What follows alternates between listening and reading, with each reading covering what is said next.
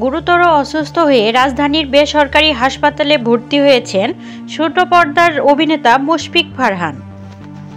শুক্রবার ৩ জানুয়ারি শারীরিক অবস্থার অবনতি হলে রাতে তাকে আইসিইউতে নিবিড় পরিচর্যা কেন্দ্রে নেওয়া হয় বলে জানা যায়। তারপর বিষয়টি নিয়ে ফারহানের সঙ্গে যোগাযোগ করা হয়। ফোনে তাকে না পাওয়া গেলেও তার শারীরিক অবস্থার তথ্য দিয়েছেন অভিনেতার মামা মামুন।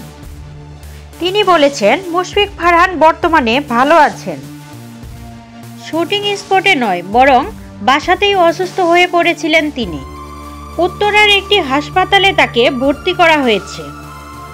আইসিইউতে থাকা এবং শারীরিক অবস্থার অবনতি প্রসঙ্গে তিনি বলেছেন, তার মূলত ভাইরাস ফিভার হয়েছে।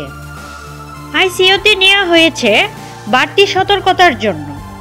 মুশফিক ফারহানের নাটকের শুটিং ছিল আজ। জানা যায় অসুস্থতার কারণে সেটি বাতিল করা হয়েছে।